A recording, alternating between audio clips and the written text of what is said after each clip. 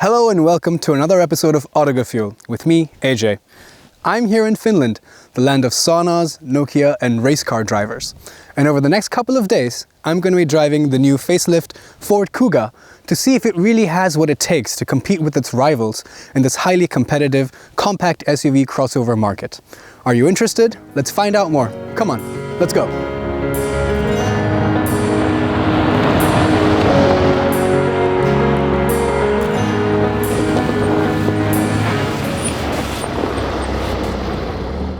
So let's start with the exterior. Up front, immediately, the Kuga looks so much more different than the outgoing model.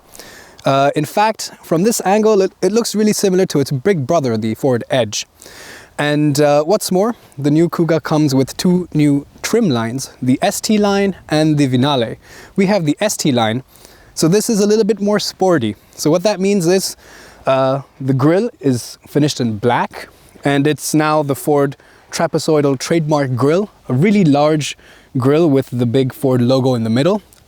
And further down we have fog lamps, which are neatly nestled away in the corner of the bumper. And up here the headlights are also completely new, and these feature LED daytime running lights as well. So let us know what you think about this design. So the new Ford Kuga comes with two new colors, the Guard Grey and the Copper Pulse. Along with that, they have a new range of 17, 18 and 19-inch wheels. On our test car, we have the 17-inch wheel finished with a silver metal finish. And as we go along the side, you can see the ST line badging for this special trim level, like I said earlier. And then you have the all-wheel drive badging down here. Again, being the ST line, this car has a little bit of a body kit, so you can see that the sides are flared out ever so slightly to make it look more sporty. The shoulder line, rises slightly, again to give a very sporty shape. I think it looks so much better than the outgoing model. What do you think? So on the Vignale trim level, we get a lot more chrome. For example, you would have chrome on the bottom of the bumper, as well as chrome on the sides, and chrome on the windows. But here on the ST line, we have a spoiler at the top, and as we go down, the taillights have black finishing on the inside, and further down we have a really nice black diffuser plate and twin exhausts. And for a change, these are actual exhausts, so they look really menacing. So now let's take a look inside the car. So a pretty light door. Sounds pretty solid too. A nice window area, so the cabin space is a lot more airy and there's a lot of light. But the door panel itself is quite black. Materials up here are nice, soft touch plastics. But as you go further down, I don't know if you can hear that, but it's a bit flimsy and hollow sounding. But then, this is a budget car, it's not a very premium car, so that's all right. Fit and finish is okay. Much better than the outgoing model. And overall, I think it's pretty good. So here inside the cabin, immediately you notice that there's a lot of black inside, but then again, that's because of the ST line. And we also have sports seats in this version. So as you can see, we have Alcantara in the middle and leatherette on the outside. And here in Autogefühl, we like eco-friendly Alcantara, so this seat is okay with us. And up here, the steering wheel is nice. It's small and meaty, and it has heated leather grips, so driving in the cold winter days is no problem at all. Now let's get inside the car. Getting inside is quite okay because of its higher seating position. Ingress is convenient. You're sitting upright with your knees up. You have good visibility out forward. The seats are quite comfortable. They're wide. They're fully adjustable as well for height and lumbar support and things like that. The steering wheel column as well can be adjusted for tilt as well as reach. So finding a comfortable driving position is no problem at all. On the steering wheel, first of all, you have your navigation buttons on the left-hand side. You have your adaptive cruise control and speed limiter setting and reset buttons on the side as well. And on the right side, you have your voice activation button and your audio controls for volume and skipping track and picking up the calls and closing the calls. Behind the wheel, you have paddle shifters, because here today we have the automatic version of the gearbox. And now let's talk about the instrument cluster. So you have two analog dials for the tachometer and the speedometer. And below that you have the fuel gauge and the temperature gauge. And above this you have a very nice screen which has a lot of useful information. So it tells you about your trip, it tells you about your average fuel consumption, tells you about distance to empty, and you have a lot of settings to change your driver assist functions like traction control, the city stop function, cross traffic alert, and things like that. So now let's take a look at the center console. So here we have the armrest. It opens up, and inside you have a narrow but fairly deep cubby hole, but unfortunately the build quality is not the best. But on the bright side you have two USB ports. So moving forward, there's a nice cubby hole here as well. You have a place to put your phone, and it's got rubber padding in the bottom so that when you drop your phone it doesn't rattle around and it doesn't bounce. You have two cup holders, and you can vary the depth by putting in these little washers. And here we have the Ford key. Now this is called the Ford My Key. So what you can do with this is, for example, if you have children, you can program a key, and then when they take the car out to drive, this key will limit the speed, the top speed of the car, will limit the top volume for the audio system, as well as things like preventing the driver from picking up their phone calls. So this will ensure that your kids are driving safely. And as we go up further, you have an electronic parking brake, a 12-volt power socket, and we have the gear shift lever for the automatic transmission. Now because this is pushed up so close into the dashboard and there is no manual handbrake, this really opens up so much space in the center console. So let's take a quick look at the climate control. So down here you have the buttons. For example, this is to activate the heated leather grips for the steering wheel, and the button to lift the power tailgate in the rear. I know you can't really see this, and that's another problem. I mean, yes, now we're in park, but even when you're in drive, if you want to reach the buttons to the side, you know, as a driver, it's a bit tricky and can be a bit distracting. But apart from that, you have your seat heating buttons, the defoggers, and your temperature gauge for the left side and the right side. And the rest of it is pretty standard. And finally, with the My Key, you also get a push start-stop button. Let's take a look at the new infotainment system. So this is the Ford Sync 3. So it's the updated version. It has an 8-inch touchscreen with much more smoother interface. And here you have some hotkey functions for your volume, sound, source, and the hazard light buttons. And well, first of all, the buttons for the audio and navigation are right at the bottom. So you kind of have to put your fingers down to touch these buttons. I would have liked them perhaps if they were a bit higher, or if you had big thumbnails, you know, in a big on a big screen. But nevertheless, this is your home screen, and you have the audio.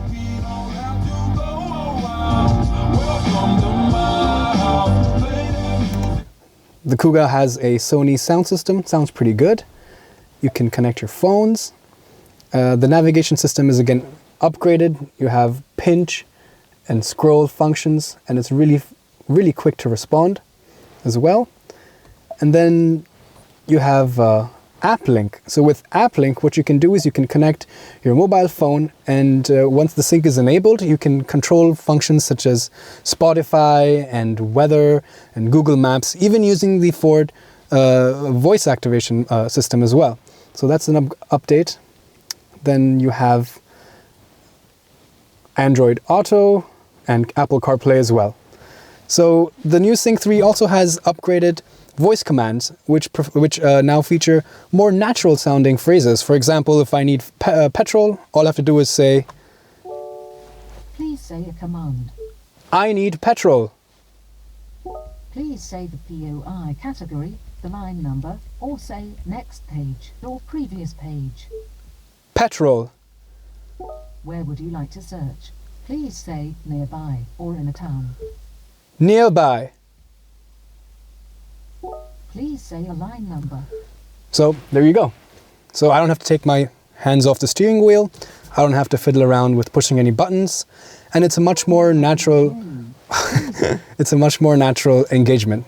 So the Sync 3 is definitely a big upgrade.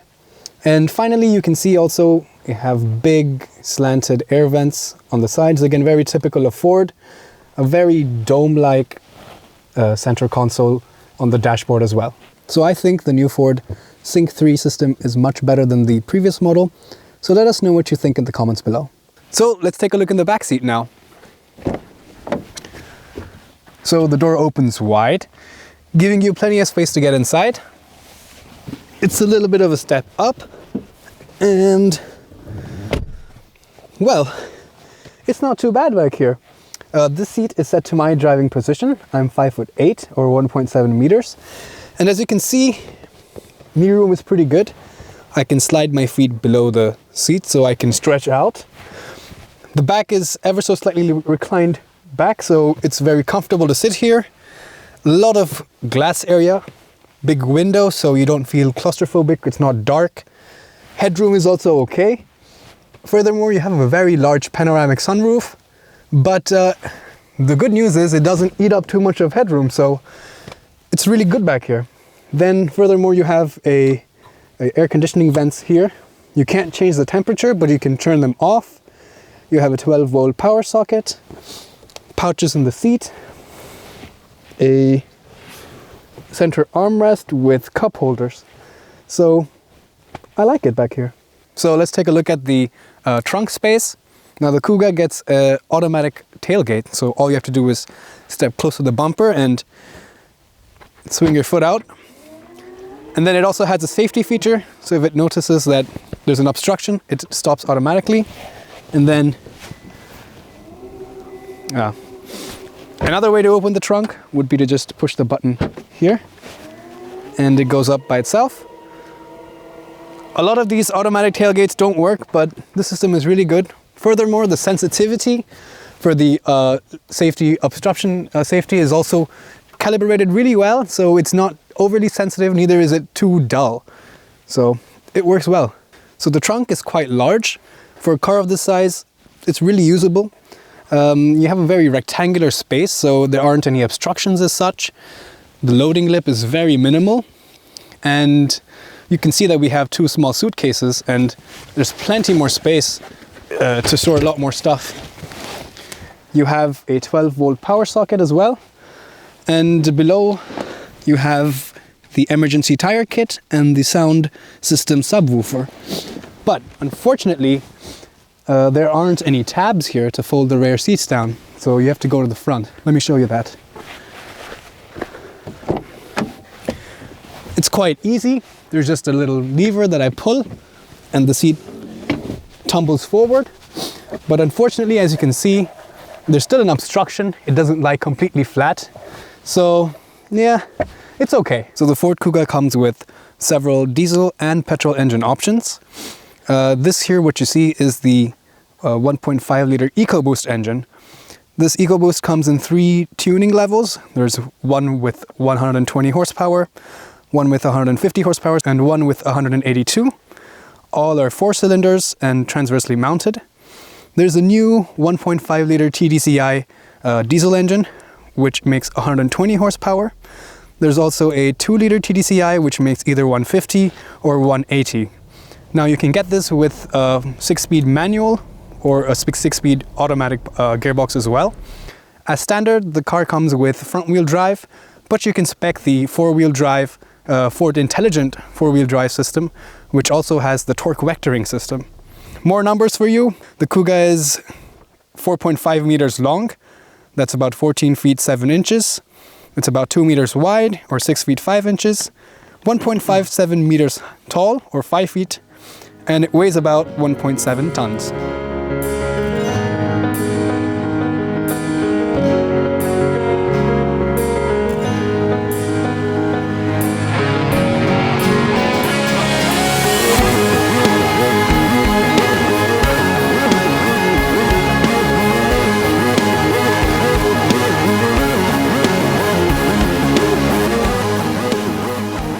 Okay, so let's take a spin. Let's see how this, let me turn the heater down so you can hear me. Okay, well, first of all, this car has a reversing camera, so that's very useful when you want to back out of a corner. It also has cross traffic assist, so it will tell you if there are cars in your blind spot that are coming from either direction and you can't see them. It gives you a warning for that as well. It has lane departure warning systems, a lot of safety features, including an improved city automatic stopping function. So this safety feature works at speeds up to 50 kilometers per hour. And if it detects that there's an obstacle in front of you and it notices that you're approaching it way too fast and you haven't braked yet, then it pre-charges the brakes, and when it's almost too late, it cuts the engine automatically and applies the brakes for you. So this really helps when you're driving in traffic and probably you're distracted with some, whatever your noise, you're trying to do something with your navigation system and then you don't see an obstacle. It's very safe. So now we're on the move. First impressions, well, I enjoy driving SUVs because it has such a high seating position, and the Kuga is no different. You have a really high seat, and the dashboard is quite low, so you have a really good view out. The windows on the sides as well are really open, and the window line is quite low, so you don't feel claustrophobic or hemmed in. So it's a very relaxing place to be. And excuse me, the steering wheel, well, this is a Ford, so it has pretty good feedback, but then again, it's not going to really be an enthusiastic car to drive, and I don't think any of these compact SUVs really are. Perhaps some of its competitors, like the Ateca, are a little bit better to drive, but this is okay. This is on the better side. This being the ST line, it comes with upgraded sports suspension, which means it's a little bit stiffer, so there's less body roll around the corners.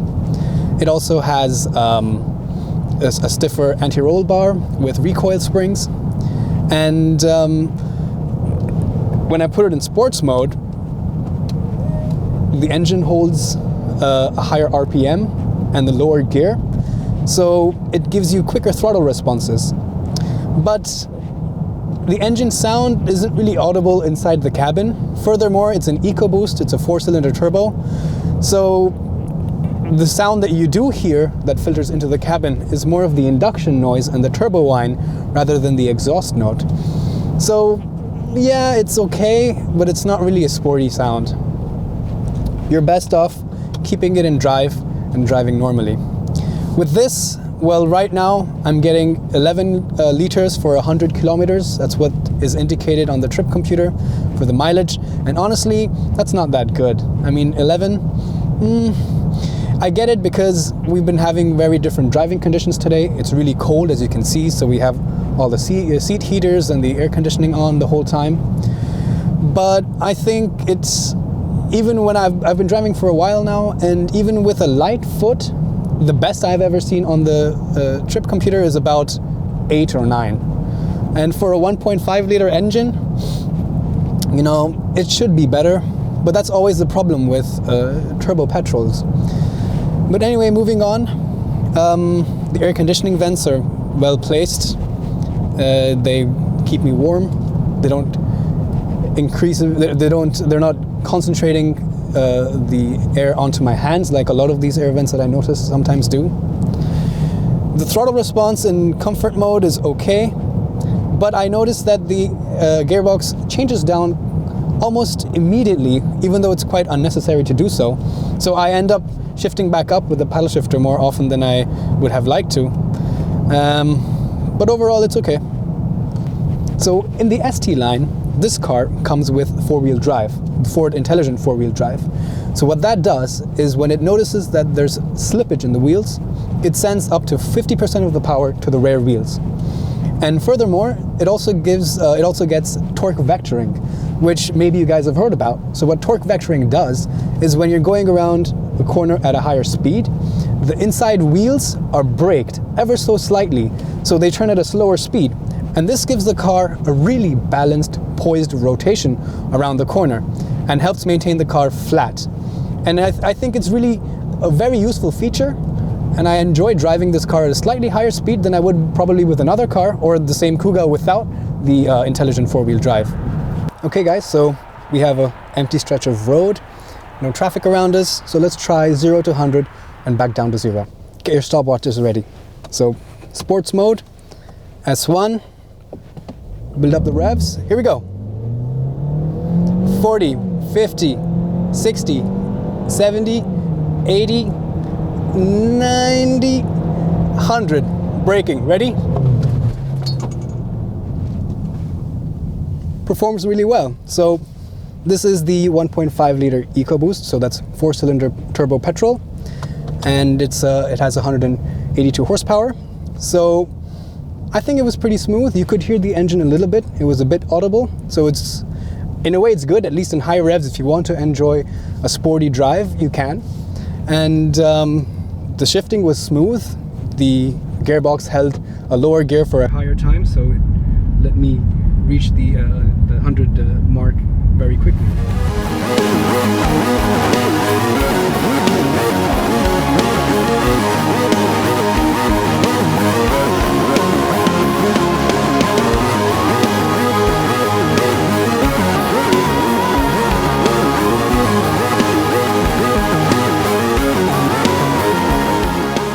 So this here is the Vignale trim level. So the Kuga starts at around 23,300 euros for the Trend trim line. Then it goes up to 28,000 euros for the Titanium. Then the ST line and the Vignale both are upwards of 31,000 euros. All prices in Germany. So what's different about the Vignale? Well, first of all, the grille is different. It's got a honeycomb design to it, and it's surrounded by this nice chrome trim. Furthermore, the fog lamps and the headlights also have chrome inserts along the edges. Along the side, you'll notice that it has the Vignale badge, and you have a strip of chrome along the bottom of the doors, as well as along the window line. So overall, it's a much more elegant looking car as compared to the sporty looking ST line that we saw earlier. Now let's take a look inside. So on the door panel, we have nice leather, as well as a cream beige color leather for the armrest. As we go further down, over here we have the Vignale badging. And this seat is electronically adjustable, whereas the one in the ST is manual. And most importantly would be the interior color. So it's dual tone with beige cream color leather. And even the seats are full leather seats with nice quilted perforated surfaces in the middle. So here we are driving the Vignale. As I showed you earlier, this car has much more premium looking interiors with leather seats and a very beige color scheme inside as compared to the only black scheme that we saw in the ST line. So I think definitely this is a much nicer place to be. On the other hand, this car has a diesel engine. It has the 2-liter 4-cylinder turbo diesel, the TDCi, which makes 180 horsepower. And well, this car is giving us much better economy as well. As of now, it says we're doing about 7 to 8 liters per 100 kilometers. So it's a much better figure than what we saw yesterday in the Ecoboost. And you know, I really like compact SUVs. They give you such a good versatility. It's the best of both worlds. You have the upright seating position, and you have high ground clearance, so you can go off-roading a little bit if you want, or on a snowy day like this. It's perfect. And again, this car also has the optional intelligent four-wheel drive system. And furthermore, because it's a compact SUV, it's really easy to maneuver in the city or in crowded spaces. Like here today, we're here in a parking lot. We would just want to stop off to get a bite to eat. And parking is really easy. In fact, it's even easier with the Ford's parking assist function. And I'll show you how that works right now. So all you have to do is when you come up to a parking lot, let's see, I think there's a space over there. You have to push this button over here, and then you have options of parallel park and perpendicular park and parallel park out. So this will monitor oncoming traffic. It has a cross traffic sensor. It has the blind spot detectors. But for now, we need perpendicular park. So all I have to do is indicate left. So I tell the car that I want to park on the left. And then when it sees a parking spot that it finds suitable and large enough for the car, it'll give me a beep. And I'll show you what happens after that. If I can... No, it's not happy with any of these. No? Okay.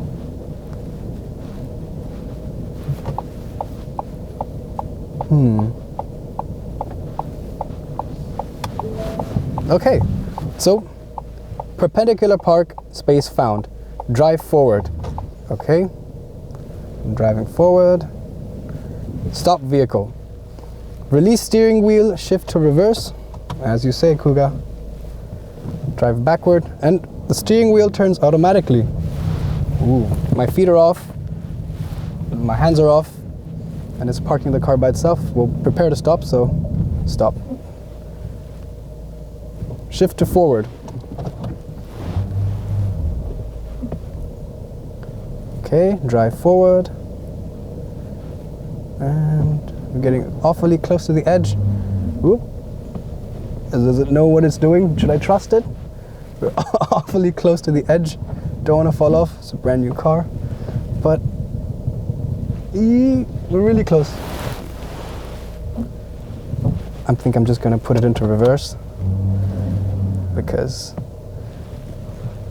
we would have fallen off otherwise. So you can see the rear view camera. It's making adjustments as we keep driving. I think also because of the snow-covered parking area, the parking lot, I think it could also be finding a little bit of trouble to gauge the distances and the depths and the edges. But overall, I mean, this is not something new. I mean, a lot of cars have been having this function for a long time, but it makes it a lot easier. Perhaps it makes it a little bit slower as well, but it's definitely useful for parallel parking. And anyway, let's keep driving. So we've been in the Kuga for a couple of days now, and I've noticed a couple things that I don't really like about the car, so I thought I'd just share that with you. First of all, the temperature readout, not the engine temperature, the ambient temperature readout is a bit wonky at times. I know that it's about minus 10 degrees outside today, and it's about 22 degrees inside with all the heaters on. But the readout sometimes starts saying numbers like 10 or 8 degrees, so I don't really know what it's measuring. Furthermore, the infotainment screen, while it's such a big improvement with the Sync 3 and the 8-inch and the upgraded touch sensitivity and all that, I think the placement could have been better. I mean, because it's kind of narrow, it's tucked away in this little well. Reaching the controls in the bottom, which you would have to do most of the time to change to your music, whatever, it's a bit tricky and distracting when you're driving. Furthermore, if you try to pinch or zoom, you end up resting your palm on this on the dash here, and then because of that, you end up turning on the music, or you end up pushing the hazard light button. So it's a bit finicky. It's a bit clumsy. I think it would have been better if it was completely out and it was flush with the rest of the dashboard. But apart from that, you know, I really can't complain.